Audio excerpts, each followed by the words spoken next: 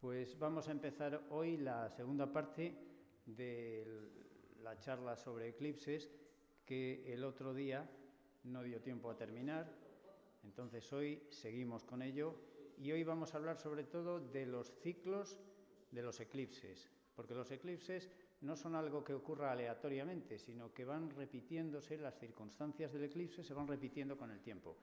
Pero como suelo alargarme mucho, voy a empezar ya a la charla.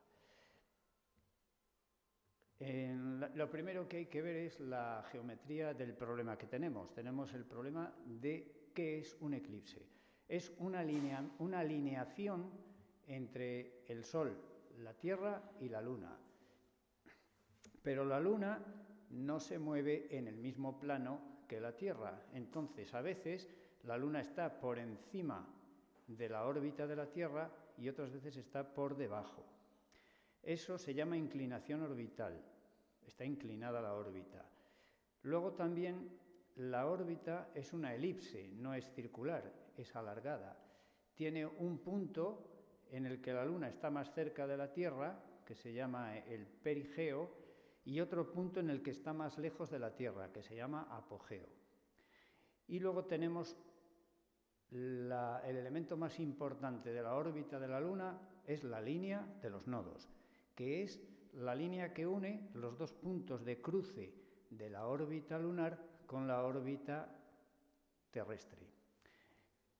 Cuando hablo de órbita terrestre, lógicamente me estoy refiriendo con la órbita alrededor del Sol, o sea que cuando digo órbita terrestre me estoy refiriendo al plano que contiene a la Tierra, al Sol y a todo el movimiento que hace la Tierra a lo largo de un año. La Tierra se mueve a lo largo de un año en una órbita y esa órbita nos crea un plano en el centro o en el foco de cuya elipse está el Sol. Bueno, pues también quería decir que todos estos elementos a lo largo del tiempo se mueven. La inclinación de la órbita va haciendo continuamente, se hace mayor, se hace menor, es un movimiento cíclico, sube, baja, es decir, que se está moviendo continuamente. Los nodos también se mueven porque la órbita hace otro movimiento que se llama precesión, también se está moviendo continuamente, lo vemos aquí en estos rótulos que están puestos en azul. Aquí vemos que la inclinación orbital cambia, los nodos también cambian, concretamente van hacia atrás, esto se llama retrogradación. La Luna va por su órbita, esto representa esta flecha grande, y la línea que une el punto más cercano a la Tierra y el más lejano, que se llama línea de los ábsides, también se mueve, o sea, todo se mueve. Y eso es lo que va a hacer que los eclipses no sean siempre los mismos ni repetitivos. Todo va a tener un ciclo más grande, más pequeño, y es debido a esos movimientos que hace la órbita de la Luna. Para que haya un eclipse hay que cumplir unas condiciones, y aquí se ve perfectamente en función de esta gráfica que he puesto antes, vemos la línea nodal. Aquí lo hemos representado ya viendo al Sol. En esa gráfica anterior hemos visto solo la parte esta de acá, pero ahora vemos toda la órbita de la Tierra alrededor del Sol. Eso se llama eclíptica. Precisamente el nombre de eclíptica viene de eclipse, o al revés, o el eclipse viene de eclíptica, porque la Luna, para que se produzca un eclipse, tiene que estar en la eclíptica y además tiene que estar pasando por uno de los nodos. Eso lo vemos aquí. En este caso, tenemos que la Luna está pasando por un nodo, aquí en un nodo ascendente, aquí en un descendente, pero no hay eclipse porque no está alineada con el Sol. Aquí la Luna está casi alineada con el Sol, pero no está pasando por los nodos, así que tampoco hay eclipse porque la Luna está por encima o por debajo. Para que haya eclipse tiene que estar justo en esta zona, tiene que estar pasando por un nodo, descendente o ascendente, y además tiene que estar en el mismo plano de la eclíptica. Si se cumplen esas condiciones, se da un eclipse. Y eso pues indica lo que tenemos que estudiar a continuación, que es los periodos de la Luna que nos van a influir en los ciclos. Los ciclos de eclipses están relacionados con estos periodos que estoy poniendo aquí.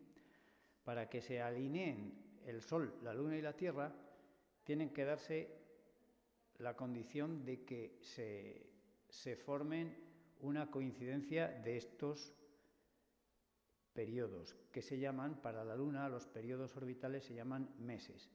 Y tenemos 3 ciclos que son el mes sinódico, que es cuando la Luna se junta con el Sol. Por ejemplo, eso quiere decir que cuando tenemos luna nueva, no vemos la Luna porque está muy cerca del Sol, está enfrentada al Sol. Tenemos la Luna y detrás el Sol. Y entonces no la vemos porque no la ilumina el Sol. Y luego tenemos también luna llena cuando está detrás. Tenemos el Sol a un lado, nosotros estamos en la Tierra y estamos viendo la Luna iluminada totalmente por el Sol. Entonces, el mes sinódico es el tiempo que tarda la Luna de una fase a otra. Por ejemplo, de luna nueva a luna nueva o de luna llena a luna llena. Ese mes dura 29 días y medio más o menos. Aquí he puesto 29,53 días y es la coincidencia de la Luna con el Sol. Luego hay otro mes que se llama draconítico, que viene de dragón, por las antiguas culturas que pensaban que había un dragón que influía en este fenómeno de los eclipses, que se comía el sol, o bueno, historias de ese tipo. Y tiene que ver con la coincidencia de la Luna con el nodo. Como hemos dicho que el nodo se va moviendo, la Luna con el nodo coincide cada 27,21 días. No coincide con los 29,53 del mes sinódico. El periodo es distinto. Y luego tenemos también otro ciclo interesante que es el año de eclipse, que es el tiempo que tarda el Sol aparentemente, porque ya sabéis que lo que se mueve es la Tierra alrededor del Sol, pero para hacer estudios astronómicos no podemos estar pendientes de que la Tierra se está moviendo. Nosotros, los astrónomos, dicen, estamos en el centro y lo que se desplaza es el Sol. Todos decimos el Sol sale por el este, se pone por el oeste, pues aquí lo mismo. El año de eclipse es el tiempo que tarda el Sol en pasar una vez y la siguiente por el mismo nodo lunar. El año de eclipse, el Sol tarda 346,62 días en hacer ese ciclo. Es decir, es más corto que el año al que todos estamos acostumbrados de 365 días. Bueno, pues estos 3 ciclos son los que están implicados en los ciclos de los eclipses. Vamos a verlo a continuación. Tenemos lo que se llama el año de eclipses. Como hemos dicho que el año de eclipses son 346 días, pues tenemos esta circunstancia, que cada 346,62 días se da una época en la que ocurren eclipses. Y como tenemos 2 nodos, uno en el que la Luna sube por su órbita y otro en el que baja, pues cada la mitad de ese tiempo, cada 173 días, se produce lo que se llama una temporada o estación de eclipse. En este gráfico lo vemos. Aquí tenemos los meses. Este gráfico lo vamos a ver más veces a continuación. Tenemos los meses, aunque está en inglés, enero, febrero, marzo, abril, mayo, y los años.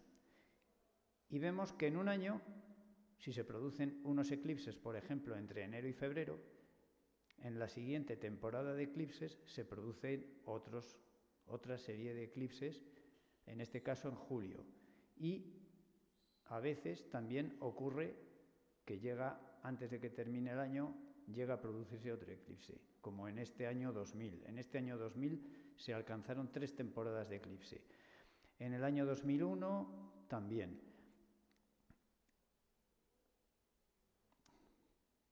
Y eso es como si dijéramos, el primer ciclo de los eclipses. Es lo que son las estaciones de eclipse. Que los eclipses ocurren todos los años, separados por unos 173 días, o sea, más o menos menos de unos 5 meses y unos días.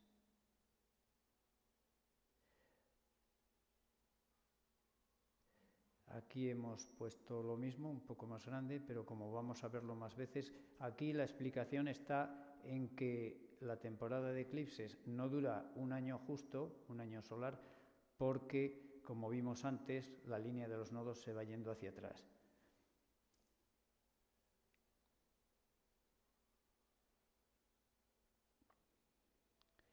Habría que profundizar mucho en esto, pero vemos que las temporadas de eclipses a veces tienen 3 eclipses, como la Luna. Puede estar cerca del nodo. Exactamente no tiene por qué coincidir. A veces está cerca del nodo y produce un eclipse parcial. Para que produzca un eclipse total tiene que estar exactamente alineada. Pero aunque no esté exactamente alineada, se puede producir también eclipse. Y vemos que en alguna temporada o estación de eclipse también se pueden producir 3 eclipses seguidos y siempre alternos, uno de luna, otro de sol, otro de luna. Aquí, por ejemplo, vemos uno de sol parcial, aquí uno de luna y aquí uno de sol, o sea, siempre son alternados. Aquí lo he representado como sol, luna, sol o luna, sol, luna. Y máximo 3 eclipses.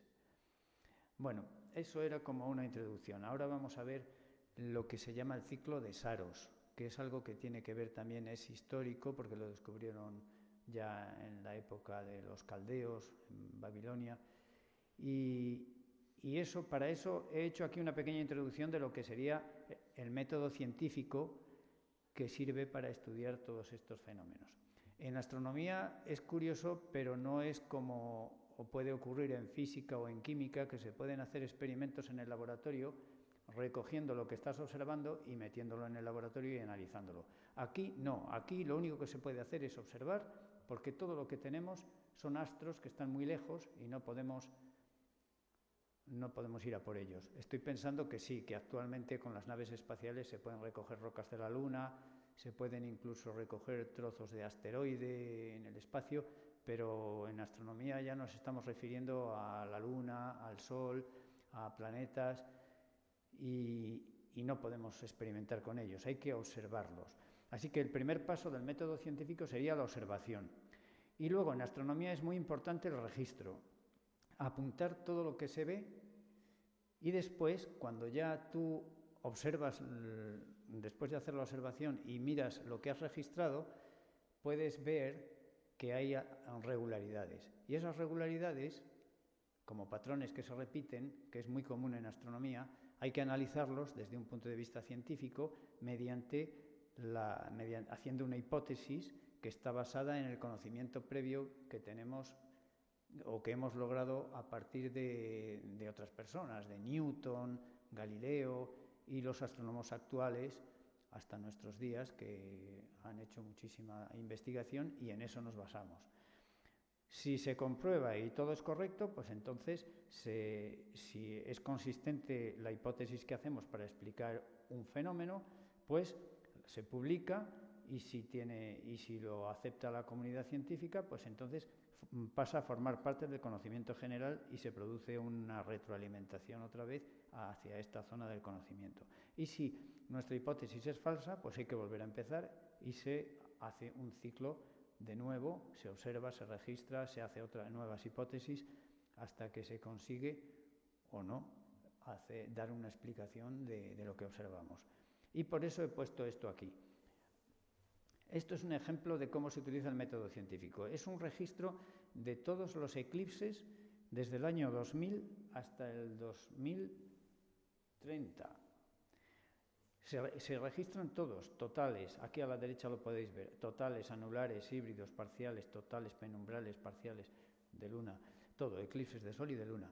Y a primera vista, pues no vemos nada especial. Vemos aquí que parece un poco aleatorio, pero no es aleatorio, porque si nos fijamos, os fijáis aquí un eclipse total, otro total, otro total, uno de luna, otro de luna, otro de luna. Si nos fijamos en este patrón y nos vamos aquí, vemos que este patrón se repite. Es decir, que los eclipses siguen un patrón. ¿Veis? Estos dos ojos, que bueno, parecen dos ojos, esto se repite aquí. Y si miramos la separación entre estos patrones, Aquí lo he puesto mejor para que se vea ya. Esto se podría poner como un ejemplo, pues como un ejercicio para alumnos en un instituto, por ejemplo. ¿Qué encontráis aquí? Buscadme el ciclo de los eclipses. Pues lo primero que hay que hacer es esto, ver que los patrones se repiten y calcular el tiempo que pasa desde este suceso, de este tipo de eclipses, hasta este otro. Y si hacemos eso, pues veremos el primer ciclo importante de los eclipses, que es el ciclo de Saros. Eso lo vemos aquí también. Si miramos un mapa de la Tierra con todos los eclipses registrados, prácticamente no vemos nada, pero si lo miramos en una tabla, ya sí, ya vemos cómo se repite.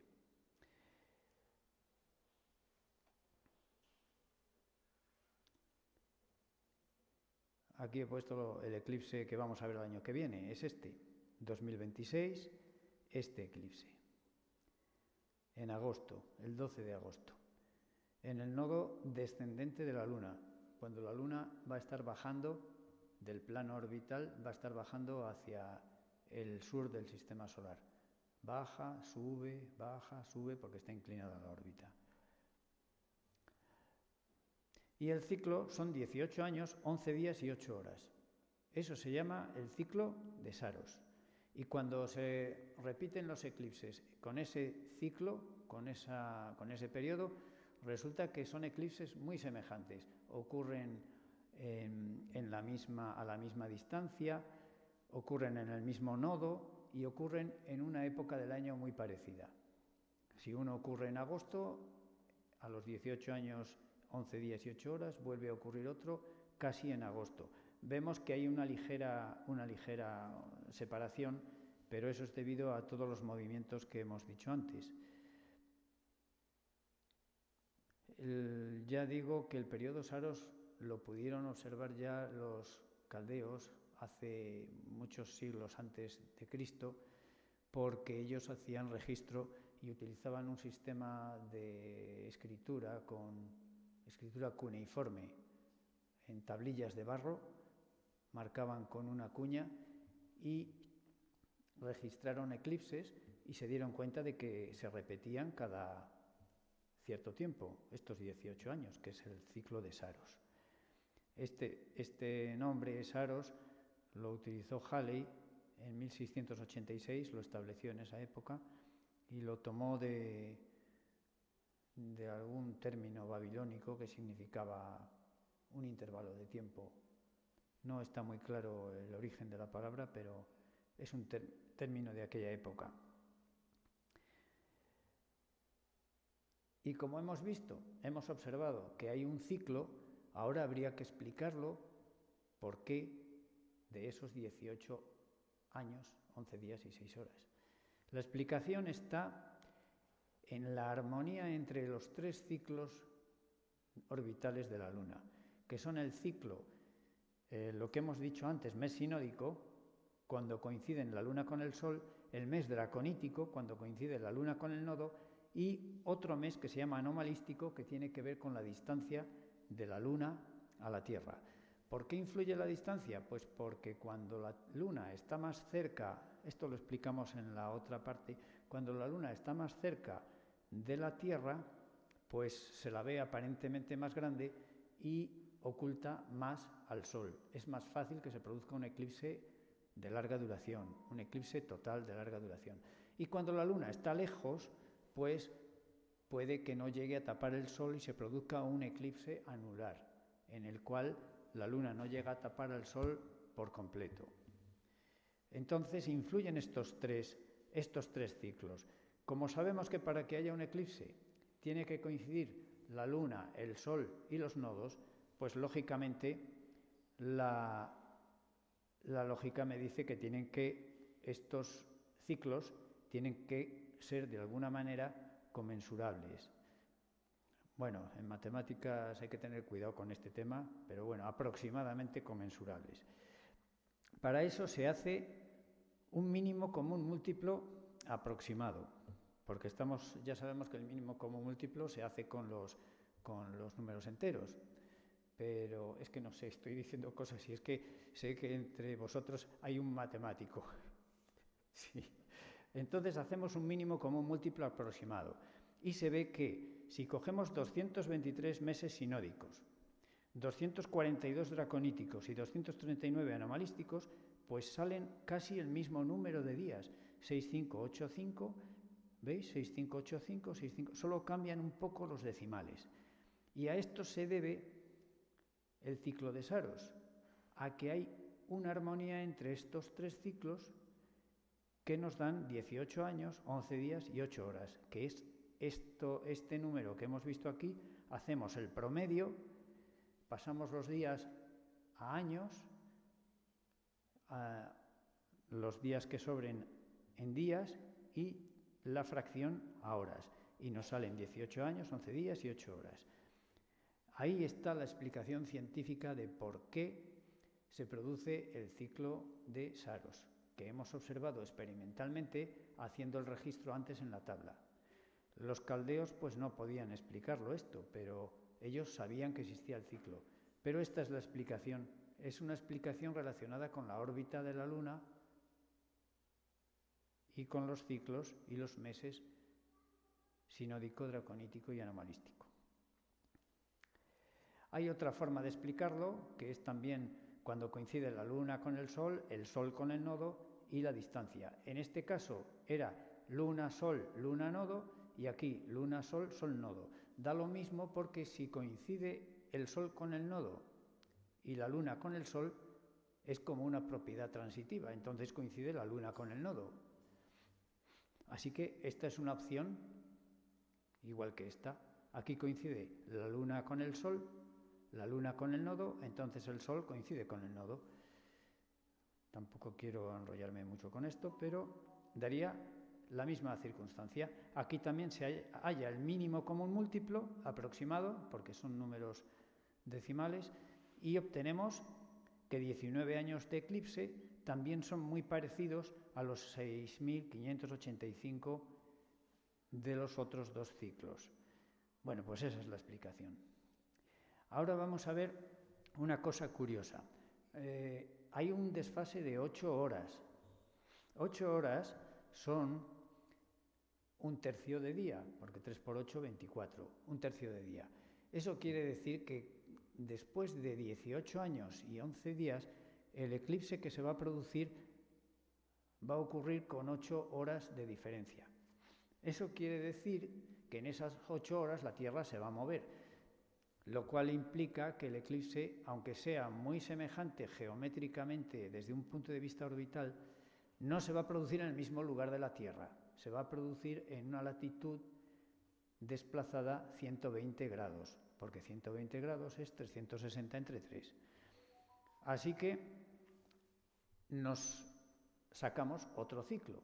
Como hay un desfase de 8 horas, pues cogemos y hacemos un ciclo de triple Saros, con lo cual 3 por 8, 24, y ya consigo un ciclo de días enteros, con lo cual el eclipse se producirá en un lugar semejante. Todo eso lo vamos a ver ahora porque he hecho unos gráficos para verlo. Ese ciclo de 54 años y 34 días exactos, sin horas, se llama exeligmos, una palabra un tanto extraña que viene de este término griego exeligmos.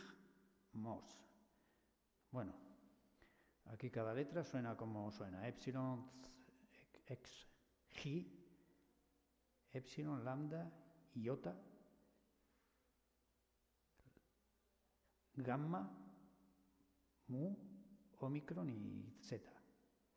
Y suena exeligmos, que quiere decir una vuelta o giro completo. Tiene relación porque vamos a ver que el eclipse se produce en el mismo lugar. Aquí lo estamos viendo. He puesto un ejemplo de 4 eclipses para ver que estos están separados por un ciclo de Saros. Vemos que el primer eclipse ocurre en el sur de África. El segundo ya se va hacia el Pacífico. El tercero ocurre en Oceanía, pero después de 3 Saros vuelve a ocurrir en el sur de África. Vemos que el eclipse con unas características orbitales muy semejantes, vuelve a ocurrir en el mismo lugar de la Tierra, muy parecido, un lugar muy semejante al del primer Exeligmos. Vemos que se ha desplazado un poco hacia el sur, pero eso también lo veremos luego. Estos son el triple Saros o el Exeligmos de 54 años. La verdad es que la palabra Saros suena bien, es eufónica, pero Exeligmos es una palabra un poco difícil de digerir. Bueno, aquí también lo vemos perfectamente, más fácilmente. Empezaríamos en el 37, 18 años, o sea, un Saros 55, estábamos en el Pacífico. Nos vamos a la zona esta de Australia, al norte de Australia. Sí, esto, casi en el Índico. Aquí nos vamos otra vez a África. Volvemos aquí en el 91, del 73 nos pasamos al 91, volvemos a estar en América, volvemos otra vez esto sería el Pacífico Occidental, y volvemos a África.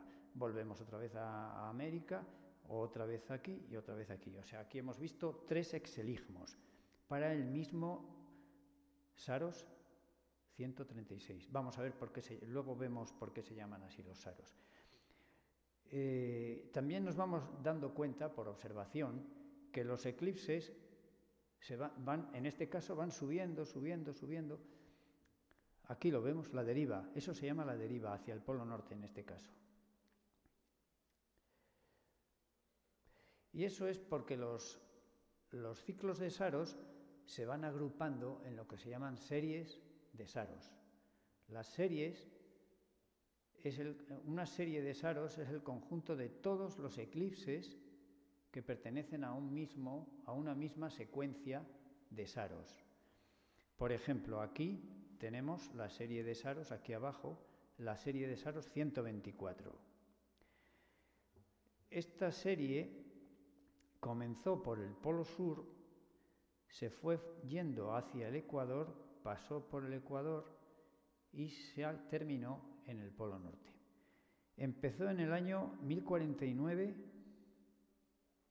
y terminará en el año 2347. Es decir, una serie de Saros es un periodo larguísimo, es un periodo larguísimo de tiempo en el cual los Saros, los eclipses que pertenecen a un mismo Saros van evolucionando. Cada serie tiene unos 70 eclipses de Sol y suelen durar entre 1200 y 1500 años. O sea, son muy largas. Y todos los eclipses que vemos a lo largo de un año en toda la Tierra, porque eclipses de Luna vemos unos cuantos, pero de Sol vemos muy pocos, todos los eclipses no pertenecen al mismo Saros. A la vez hay varias series de Saros activas y eso es lo que pasa, que tenemos en cada momento hay unas 42 series activas. Las series, como vemos, nacen y desaparecen y se van nombrando. Esta serie se llama 124. Y en la gráfica de antes lo podemos ver. Si cogemos, por ejemplo, el eclipse del año que viene, es este.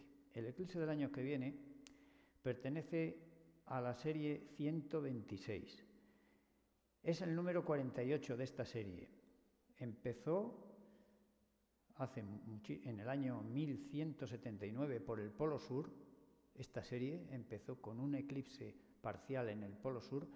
Ha ido evolucionando, ahora ya lo tenemos, se está yendo hacia el polo norte y durará hasta el 2459 y ahí desaparecerá por el polo norte.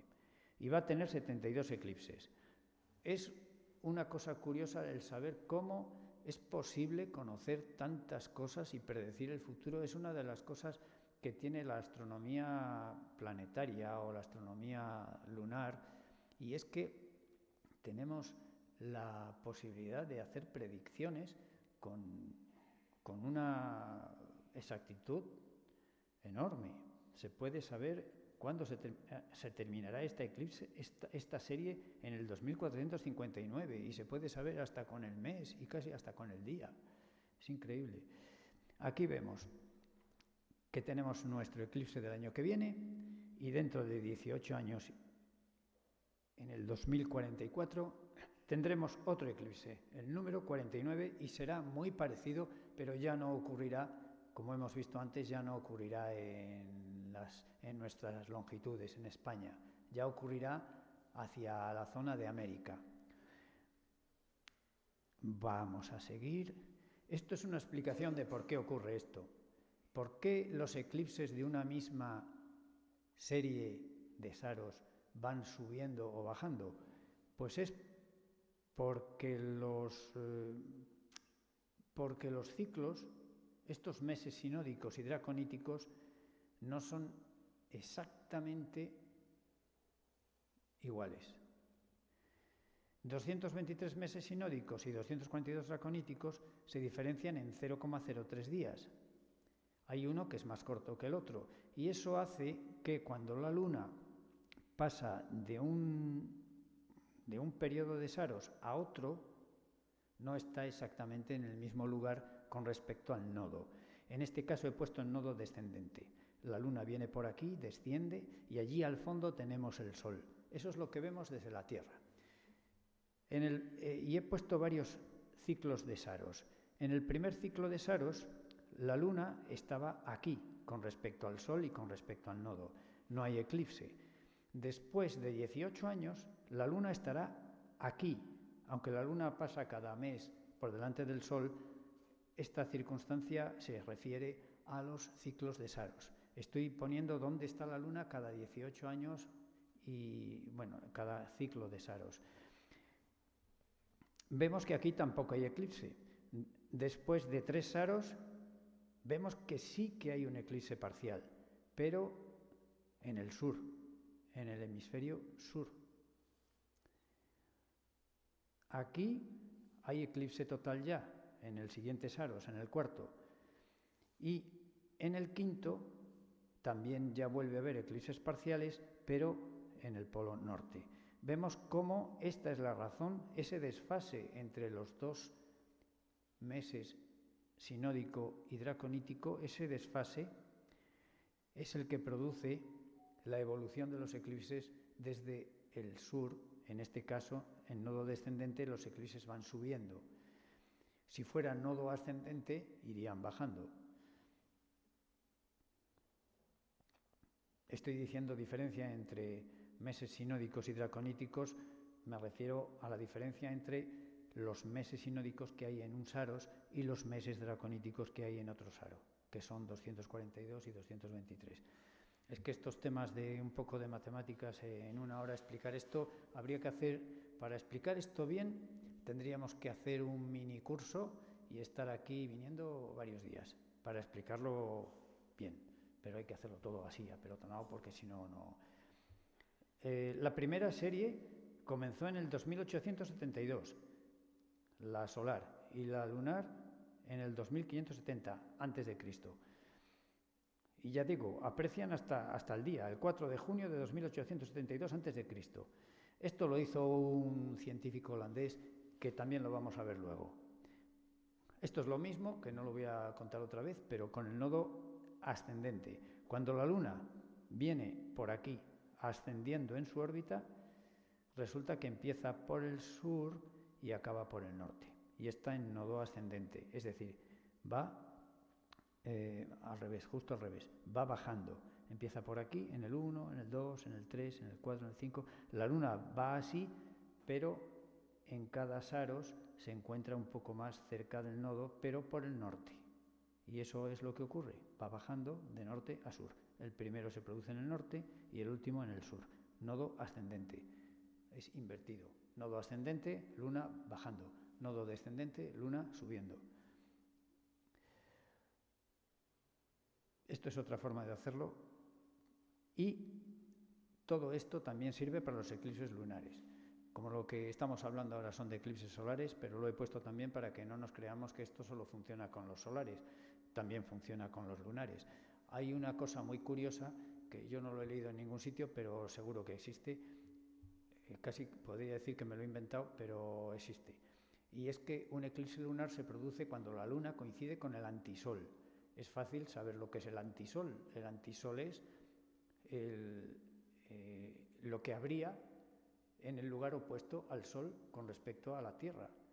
Por ejemplo, a las 12 del mediodía está pasando el Sol verdadero, no el Sol del reloj, el Sol medio. El Sol verdadero está pasando a las 12 del mediodía por el meridiano.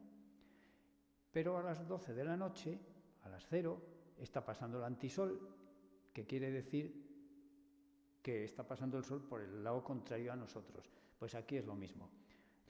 Los eclipses lunares se pueden tratar como si fueran coincidencias con el antisol. Y aquí tenemos el eclipse del año que viene. Pertenece a la serie Saros 126, será el número 48, y aquí vemos cómo empezó en el polo sur y cómo, aquí le tenemos puesto, aquí está España, esto es la circunstancia que se dará en el 2026 en agosto y terminará por el polo norte. Que he puesto unos vídeos, a ver si funcionan. A ver, ¿esto es un vídeo? No. ¿Sí? No le da la gana funcionar a esto. Aquí hay un vídeo.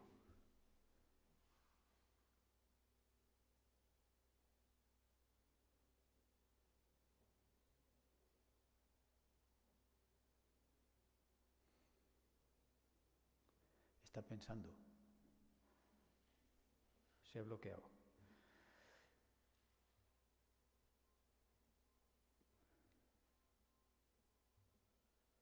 Está visto que hay que traer el ordenador de uno porque tengo que escapar. Tengo que hacer algo porque esto no funciona. Bueno, pues vamos a ver qué hacemos.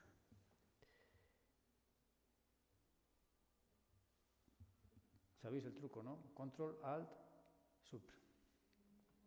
Control, Alt, ¿y dónde está el Sub? Aquí.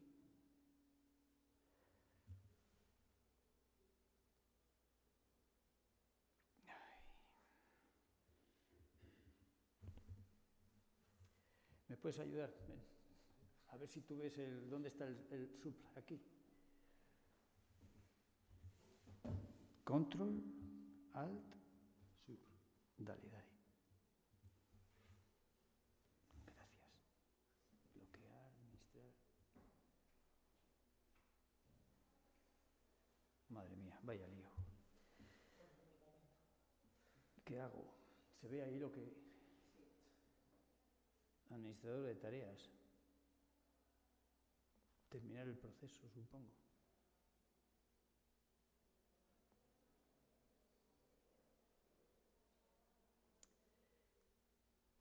No sé qué hacer. Podéis avisar a Jorge.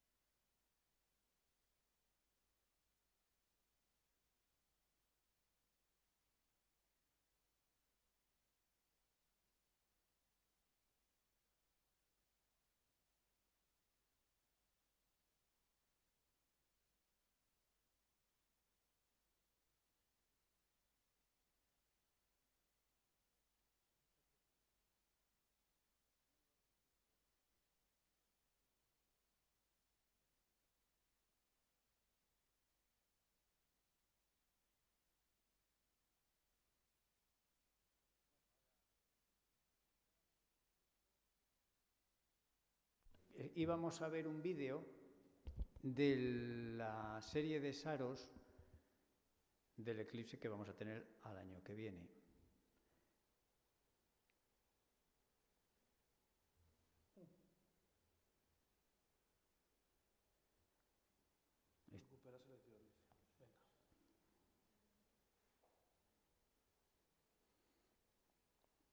Ya está. ¿Lo veis ahí?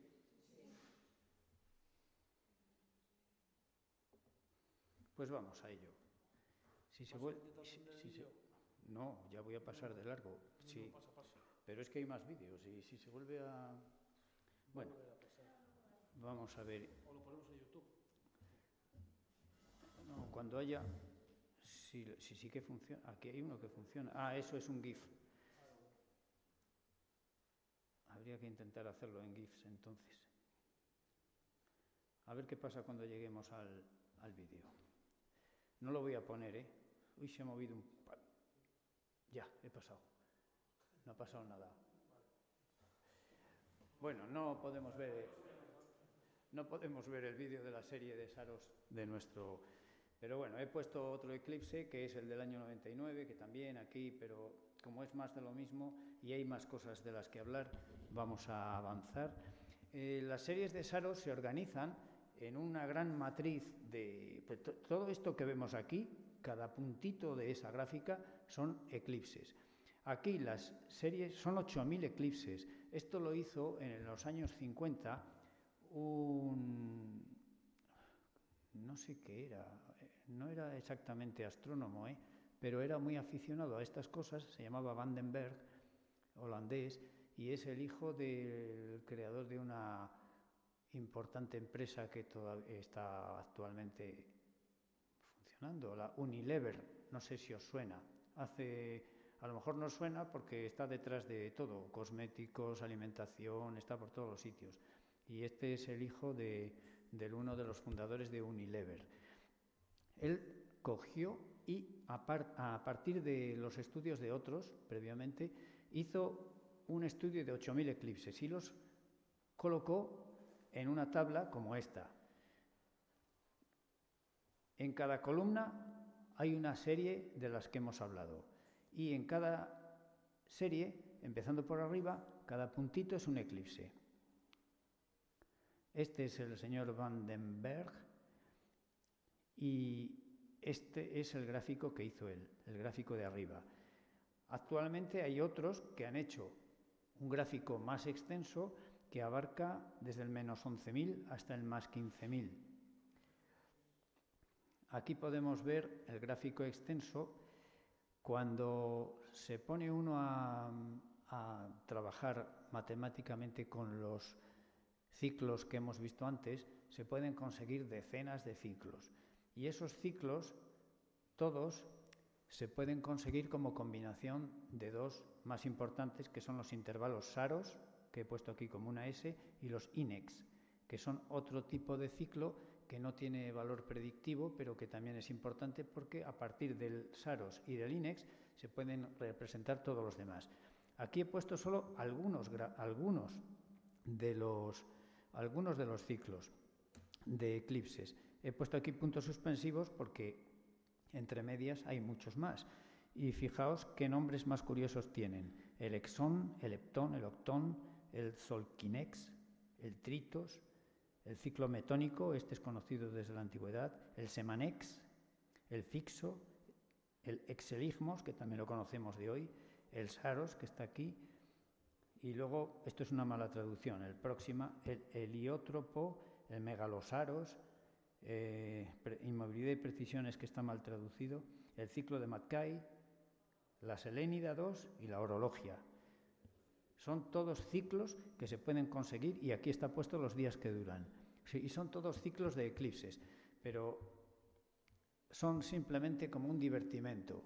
No son tan importantes como el Saros, que el Saros ya os he hablado bastante de él y hemos visto que es importante.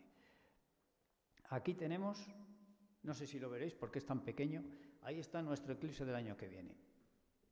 En la parte amarilla he puesto un circulito, ahí le estuve buscando el otro día y lo encontré por ahí. Bueno, tampoco cuesta tanto encontrarlo porque sabía que era el número 48, creo. Me puse a contar desde aquí arriba, desde el 1, y justo cuando llegamos al 48, ahí le tenemos. Este es el panorama Sarox-Inex de Vandenberg. Y tampoco quiero yo extenderme mucho. Madre mía, las 8:30 ya, las 9, ¿qué hora es? Las 7:30. En la web hay un montón de información sobre los eclipses. Esto es un ejemplo del eclipse, de un eclipse del 21 de agosto, que está toda la información sobre el eclipse. Porque los eclipses tienen unos mapas en los cuales podemos saber dónde se va a ver, si tenemos previsto viajar o tal, pues podemos saber desde dónde se van a ver. Hace muchísimos años, en el año 91, estuve con mi amigo Antonio viendo un eclipse en Guatemala.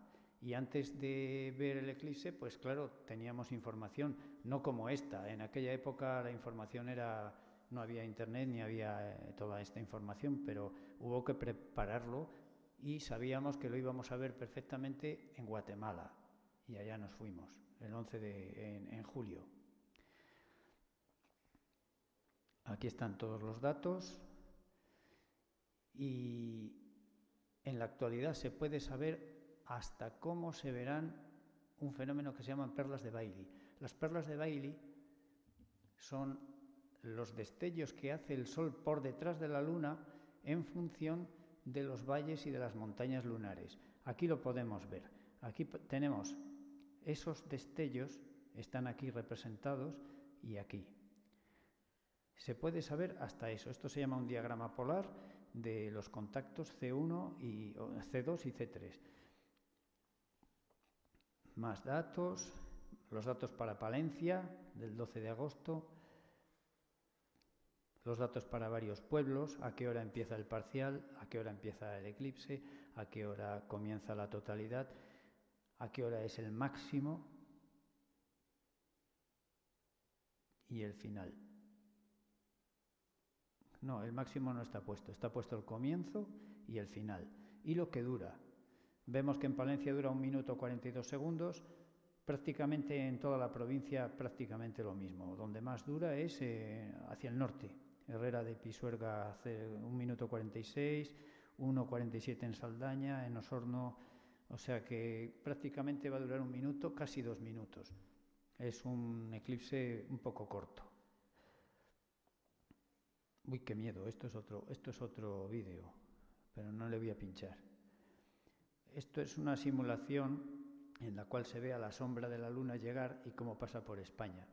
Y han puesto 3 lugares, Madrid, Santa Cruz de Tenerife y La Coruña. Estoy tentado a pinchar, pero no, prefiero no pinchar. Vamos a ver qué cosas se ven cuando se produce el eclipse. Antes de que ocurra la totalidad, se ven como lúnulas, proyecciones, a través de los pequeños orificios de las hojas de los árboles, se pueden ver estas figuras como medias lunas, que en realidad es la luna ocultando al sol. Esta está hecha en el instituto, en el Trinidad Arroyo, pero en un eclipse parcial, creo que en el anular que vimos hace unos años, y esto está hecho en Guatemala, en el eclipse del 11 de julio de 1991. Pusimos un papel, como sabíamos que se iba a ver esto, pues ya lo pusimos y lo fotografiamos. Esto es con un colador, muchas lunas. Otra cosa que se ve son las sombras volantes, que también las vimos en aquel año. Se ven sobre los edificios. Justo cuando va a ocultarse el sol, en los últimos momentos de la parcialidad, cuando se va a llegar a la totalidad, se ve que en los edificios y en las zonas de pavimento claro pasan como unas rayas continuamente. Eso es un fenómeno curioso y se llaman sombras volantes y tienen que ver con la óptica atmosférica, con la refracción, difracción, la interferencia. Otra cosa curiosa, y es que al año que viene me gustaría a mí subir a una montaña y ver el eclipse desde el norte de Palencia, desde alguna montaña, Espigüete, Curavacas. Sería interesante porque desde la altura se puede ver cómo llega la sombra del eclipse. Aquí, por ejemplo, Esto lo vio este chico que se dedica a seguir eclipses, Casado, de la agrupación de Madrid, creo, y se fue al altiplano boliviano y vio cómo venía la sombra de la luna y cómo le cubrió. Y esto es lo que ven los astronautas. Desde una nave espacial se ve la sombra de la luna como pasa por la Tierra. La predicción del tiempo, como podemos ver, esto a mayor color rojizo, más nubes, y a más azulado, menos nubes. Vemos que Palencia estamos en una zona intermedia, está bastante bien. En cambio, por aquí, por el norte, lo tienen un poco peor. Bueno, esto venía porque cuando hay un eclipse también hay alteraciones atmosféricas. Se produce como una brisa del eclipse, se produce una bajada de temperatura. Hay fenómenos curiosos, claro. Deja de darte el sol, te pone a la sombra de la luna, pues... ¿Cuántas sombras puede proyectar la luna sobre la Tierra? Pues es muy variable. Lo máximo, pues unos 100, 200 kilómetros de anchura. Pero claro, en un eclipse anular hay eclipses que solo proyecta unos kilómetros y en un anular ya no llega a proyectar nada. O sea, es muy variable. Pero siempre el máximo son unos 200 kilómetros o así. Aquí lo podíamos ver. Aquí, ¿veis? La sombra de la... ¿Veis aquí? Esta parte, esto es la sombra de la luna. ¿Qué anchura puede tener? Unos de aquí, por ejemplo, desde aquí, esto es Valladolid, esto es Palencia, desde aquí hasta Bilbao, pues unos 200, ¿no? Un poco más a lo mejor. Sí, más de 200, sí. Tal vez pueda llegar hasta 300. Y esto es lo que se ve también, la iluminación baja, pero no se hace de noche, se ve en el horizonte, se ve como una luz de atardecer. Esta foto la hicimos también en Guatemala. Luego los seres vivos cambian, los pájaros, como que se hace de noche, pues dejan de cantar. Y otra vez, aunque sea muy pesado, insisto, en Guatemala desapareció todo el mundo, porque desapareció toda la gente, porque parecía que el eclipse era algo que te iba a hacer daño. Avisaron de que no se mirara el eclipse, que solo se viera por televisión, porque te podía dejar ciego si lo mirabas. Y allí estuvimos solos, nosotros, enfrente de estos dos volcanes, en un lago, en el lago Atitlán. ¿Era Atitlán? Y el volcán San Pedro. Otra cosa que se ve en los eclipses son las perlas de Bailey, de las que antes hablamos. Esto es un ejemplo y no es más que cuando la luna se ven durante muy poco tiempo, durante unos instantes. Cuando la luna tapa exactamente el limbo solar, aún pasan rayos por los valles y por las zonas de menor altura en la luna. Y esos rayos cruzan y los vemos así como hemos puesto en esta foto. Este es Bailey. Me gusta poner la foto de la gente para ponerles cara, porque si no, con el nombre solo, este es Bailey. Aquí tenemos el diagrama que vimos antes y esta foto también la hemos hecho nosotros. Esta la hicimos desde Alemania. Sí, se ven 3 perlas de Bailey, una aquí, otra aquí y otra aquí. No es muy espectacular, pero esto es lo que se veía. En el año 99 hubo un eclipse en Alemania y allí estuvimos. Esta es muy bonita. He hecho trampa porque le he puesto yo, la he editado para que se viera mejor, he puesto ese destello, pero si no digo nada, hubiese colado. Claro. La realidad es así, como vemos aquí. Es así. A este la verdad es que no sé si le he puesto destello, pero vale. Esta sí que la hicimos nosotros en agosto, en el 99. También se ve, si nos fijamos, una zona rojiza que se llama la cromosfera. Esto también se puede ver, y las protuberancias. En esta foto Esta foto es muy buena, está hecha por Casado, se ven unas protuberancias y la zona rojiza de la cromosfera solar, que es una de las capas solares que nunca podemos ver porque el Sol nos deslumbra, pero cuando hay un eclipse, fuera. ¿Quieres salir en instalación? Sí. Y la corona. Lo más espectacular de un eclipse total es la corona, porque la corona es la atmósfera del Sol, es miles de veces, millones de veces menos brillante que la fotosfera, la capa que vemos del Sol, y entonces cuando aparece, cuando el eclipse es total, aparece y es de un color muy como perlado y además tiene filamentos. Ahí estamos viendo el campo magnético del Sol. Esos filamentos están dirigidos por el campo magnético solar. Y aquí podemos verlo perfectamente, aquí un filamento, aquí otro, aquí otro. Yo creo que aquí tenemos el eje del Sol así y los campos magnéticos en el Sol no son como en la Tierra tan norte-sur. Los campos magnéticos del Sol son más ecuatoriales. De hecho, hay dos tipos de campos magnéticos en el Sol. El campo poloidal, que va por los polos, y el campo toroidal, que va a todo alrededor. Pues esto es lo más bonito que podremos ver el año que viene, la corona. Pero como estaremos haciendo fotos, no veremos nada.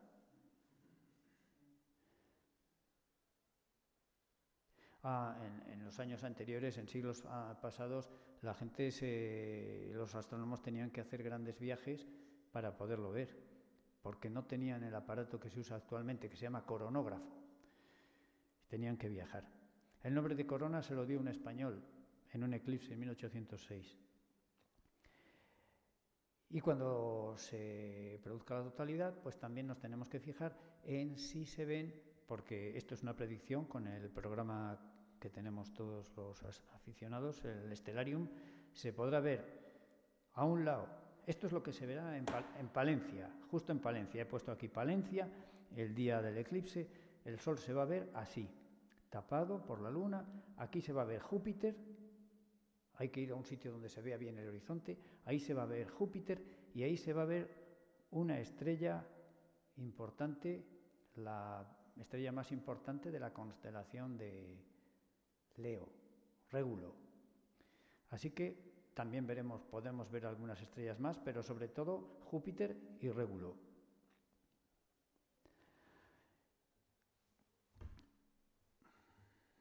A ver, yo creo que aún estoy en tiempo. Si alguien tiene que irse, pues... Los eclipses de Sol también se usaron para confirmar la teoría de la relatividad general de Einstein, porque según esta teoría, la luz no viaja en línea recta cuando pasa cerca de una masa como la del Sol, que es una masa grande. Se supone que la luz, se suponía, según la teoría de la relatividad, que la luz se curva. La luz es atraída también, bueno, no es atraída, la luz viaja por el espacio-tiempo y como el Sol, la masa del Sol deforma el espacio-tiempo, la luz tiene que curvarse porque va por el espacio-tiempo. Y entonces lo que pasa es esto que vemos aquí en una analogía bidimensional.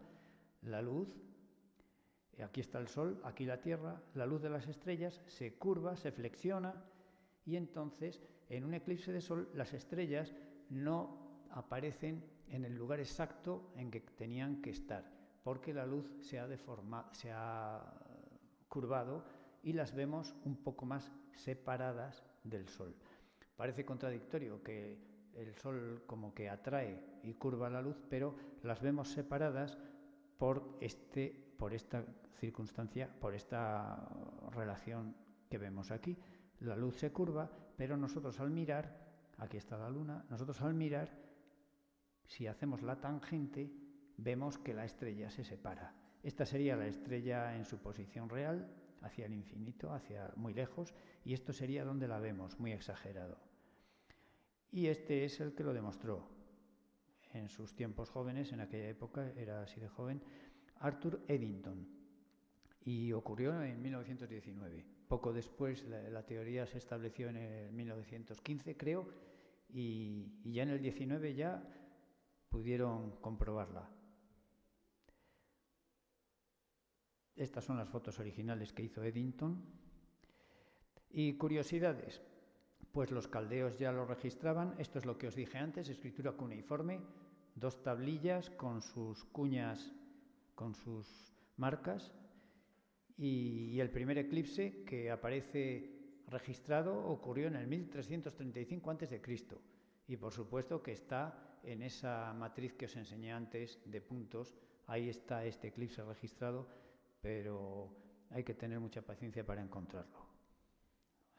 No será tan difícil, pero no me he molestado en buscarlo. Otra cosa curiosísima es que el periodo de Saros aparece en este mecanismo. Esto es el mecanismo de Antiquitera que apareció, lo encontraron unos buceadores en una isla de Grecia, en el mar Jónico, ¿será? ¿Es el mar Jónico? Sí, yo creo que sí. En el Egeo, sí, eso, en el Egeo. Y este mecanismo lo construyeron antes de Cristo en Grecia y servía para predecir eclipses. Estaba en el fondo del mar, estaba construido en metal y estaba pues bastante en este estado que vemos aquí. Se ha investigado mucho y se ha llegado a reconstruir. Es un mecanismo de engranajes que permitía predecir eclipses en base a los ciclos de los que os he hablado antes, sobre todo al ciclo de Saros. Tenía engranajes y con esos engranajes, aquí vemos, pone engranajes de Saros. 223 lunas, 223 meses sinódicos. En el numeral griego es una sigma, una kappa y una lambda y una gamma. Y esto aparece en el mecanismo de Antiquitera, aquí, en las instrucciones de manejo de este mecanismo aparece grabado. Es decir, que esto es una curiosidad relativa al periodo de Saros y a los eclipses. Sobre el mecanismo este de Antiquitera se podría dar una charla entera también otro día, porque hay tanta información y hay gente que lo ha reconstruido y bueno, pues es interminable.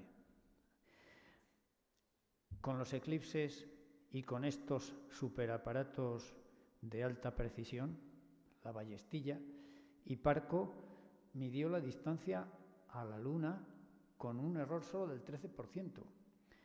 Y lo hizo basándose en observaciones previas y sobre todo lo que determinó él fue la distancia a la Luna relativa al diámetro de la Tierra.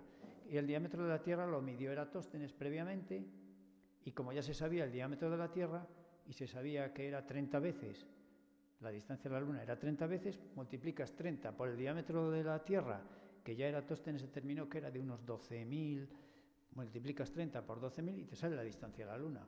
Y esto ya lo hacían en el 130 a.C. Increíble, con esta tecnología, que podéis ver ahí la ballestilla, cómo está trabajando. En los códices mayas también aparece los eclipses. Aquí vemos el símbolo del eclipse y los números de los mayas. Los mayas tenían un sistema vigesimal. Cada raya es un 5 y cada punto es un 1. Así que es muy fácil. Esto es un 11, esto es un 6, esto es otro 11, 5 y 5, 10 y 1, 11, esto es un 12, 5 y 5, 10 y 2, 12, esto es un 14, o sea que hay muchas cosas interesantes. Ellos lo llamaban el sol mordido y este es el glifo que representa al eclipse. Y referencias a los eclipses hay en muchos sitios, en la Biblia, en el Quijote. También hay una anécdota relativa a Colón. Colón manejaba los anuarios, en aquella época se llamaban las efemérides. En aquella época ya había mucha gente estudiando la Luna y lo publicaban. Y Colón debía de tener conocimiento de que iba a haber un eclipse de Luna mientras estaba él viajando por América y entonces él sabía que iba a ocurrir un eclipse. Aquí está registrado el eclipse de Colón, de Luna, y tuvo unos problemas con las naves, naufragaron, tuvieron que estar con los indígenas. Esto está contado un poco como una historieta, pero es más largo. Y los indígenas se cansaron de ayudarles porque llevaban ya mucho tiempo allá, y entonces él les dijo que si no les ayudaban, pues que se ocultaría la luna. Y así ocurrió el 29 de febrero de 1504. No sé hasta qué punto será cierto, porque los indígenas seguro que ya habían visto más eclipses de luna, pero es lo que ocurrió. Y Colón estaba ahí en esa época, y en el almanaque de Regiomontano estaba registrado. Otra cosa curiosa es que hay un elemento químico que se descubrió en el Sol durante un eclipse. El helio. El helio, que yo creo que le llamaron primero coronio. Coronio porque, no estoy muy seguro, pero seguro que hay un elemento que se llamaba coronio, que lo descubrieron en la corona solar, y creo que fue el helio. He puesto ahí su espectro. Sí, aquí lo pones. Detectó un nuevo elemento químico, Lockyer, en el 1868. También se aprovecharon los eclipses para buscar a un planeta hipotético que tenía que estar entre Mercurio y el Sol, para explicar el movimiento anómalo de Mercurio. Era la única forma de explicar el movimiento anómalo de Mercurio, pero no se encontró nunca ese planeta entre el Sol y Mercurio. Y la razón del movimiento anómalo de Mercurio no era nada más y nada menos que la teoría de la relatividad de Einstein. Al estar Mercurio orbitando cerca del Sol, la gravedad, el espacio-tiempo está deformado, y la órbita de Mercurio no se comporta como sugeriría la mecánica de Newton, se comporta como la mecánica relativista, y es lo que ocurría. No existía Vulcano, el supuesto planeta cercano o más cercano al Sol que Mercurio, y no se ha descubierto porque no hay ningún planeta tan cerca. Otra cosa curiosa, este señor, que tampoco era astrónomo, fue premio Nobel de Economía, era muy aficionado, él estudió ingeniería, era muy aficionado también a la astronomía, hizo experimentos con un péndulo de Foucault y vio que durante los eclipses el péndulo de Foucault se comportaba extrañamente. Lo registró, se han hecho más experimentos, no se ha llegado a saber la razón, algunos experimentos han sido negativos, otros positivos. El caso es que al año que viene espero que podamos poner una cámara en el péndulo de Foucault de San Pedro Cultural y registraremos lo que ocurre con el péndulo durante el eclipse. Y pondremos una cámara porque yo, por ejemplo, no voy a estar allí, porque si quiero subirme a una montaña no puedo estar en los dos sitios. Así que pondré una cámara y así desde lo alto para ver qué hace el péndulo ese día. Lo dejaremos todo el día funcionando a ver si se nota algo. Más curiosidades. Hay gente que, a unos científicos en el 73 se les ocurrió seguir el eclipse con un avión supersónico Concorde. La Luna, la sombra de la Luna, viaja a unos 3.000 kilómetros por hora. El Concorde supersónico podía viajar a 2.000. Así que salieron de las Islas Canarias, se subieron en la sombra del eclipse y viajaron con la sombra durante un buen trayecto hasta esta ciudad, y ahí ya abandonaron porque la sombra ya les adelantó. Consiguieron ver un eclipse durante más de una hora, 74 minutos estuvieron viendo el eclipse. Así, aquí se ve a través de la ventanilla. Esto es un vídeo y no lo voy a tocar.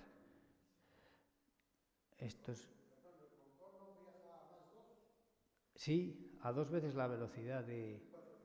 Sí, no sé si le pondrían a tope, pero podía viajar al doble de la velocidad del sonido. Pero la Luna le adelantó.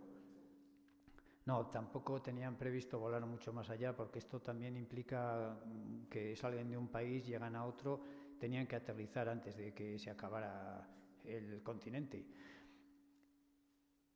Y Actualmente, lógico, algunas empresas organizan vuelos para que podamos ver el eclipse desde... Y esto, por ejemplo, es un vuelo comercial sobre Alaska para ver el eclipse que se produjo allá hace unos años desde un avión. Y claro, es una preciosidad. Pagando se puede. Y además se puede ver durante bastante tiempo, porque lo van siguiendo.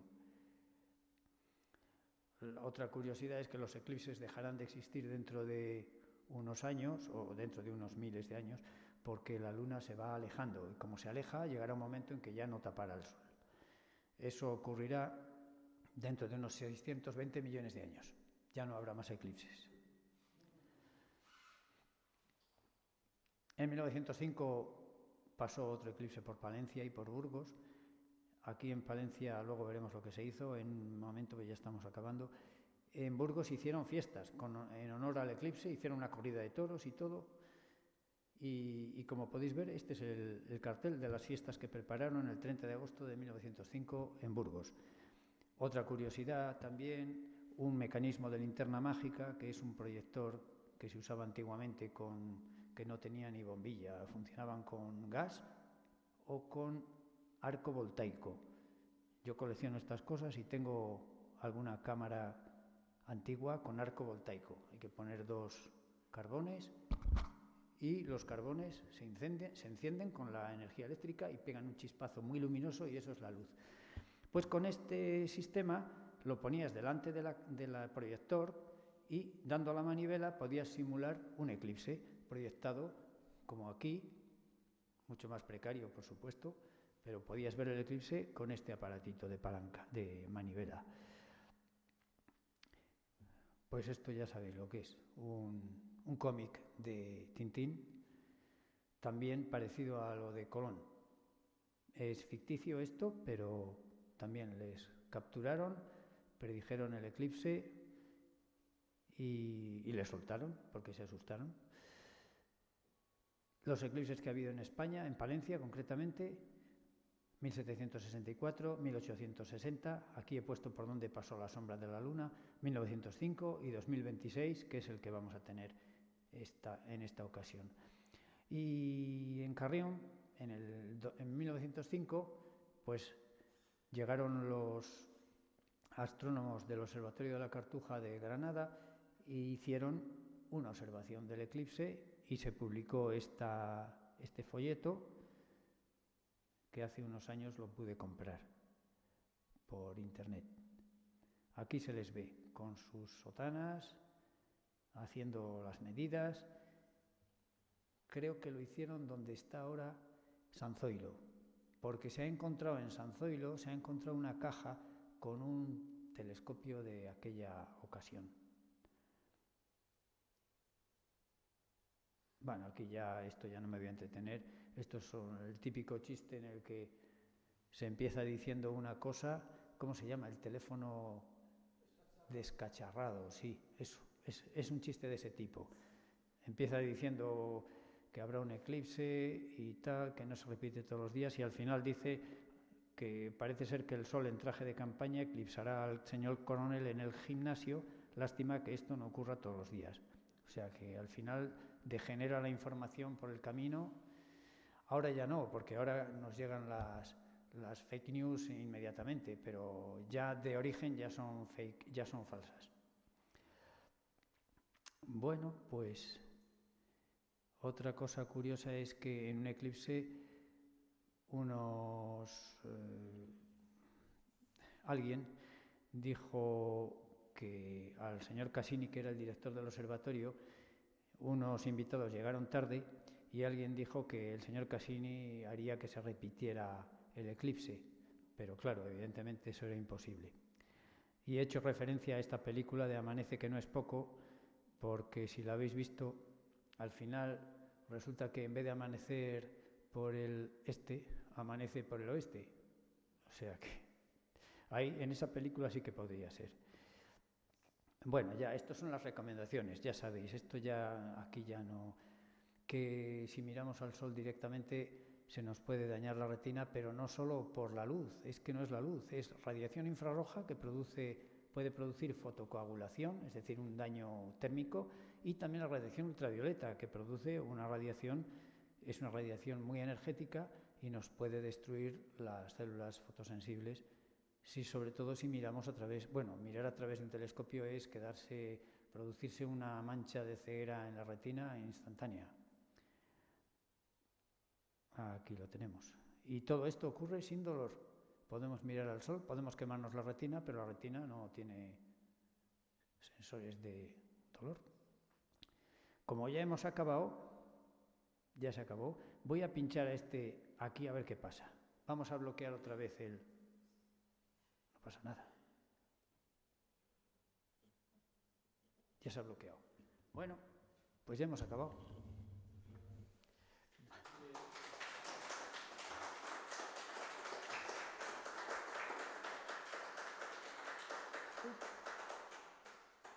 Ha revivido.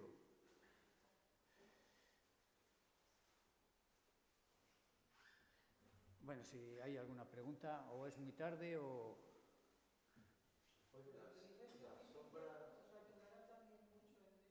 ¿Cuál? Sí que ayuda, porque incluso cuando tienes alguna... No, concretamente cuando estás preparando una charla, si tienes una duda, le preguntas. Lo único que hay que hacer con la inteligencia artificial es saber lo que le vas a preguntar, saber casi de antemano la respuesta, porque a veces te engaña y le tienes que corregir y entonces siempre te dice, ah, sí, llevas razón. O sea que tú antes de preguntarle tienes que saber más o menos lo que te tiene que contestar. Y sí que ayuda mucho, la verdad es que ayuda mucho porque es increíble. Tú le preguntas, el eclipse del 3 de febrero de 1921, ¿a qué serie de Saros pertenece? Y coge y lo busca y lo encuentra. Pero ahí he puesto antes una diapositiva donde le pregunté, me dio una respuesta y yo digo, esto no puede ser, y era falsa. Pero bueno, lo suele hacer, ¿eh? Oye, las sombras volantes estas que has mencionado, que vimos allí en Guatemala, Sí, las vimos. he leído que no siempre se producen. Pues seguramente tenga que ver con las condiciones de la atmósfera, porque es un fenómeno claramente atmosférico, de refracción. Tiene que ver con la refracción y yo he buscado información y nadie sabe a qué... No, es que no se encuentra mucho. No está explicado eso. El hecho de estar el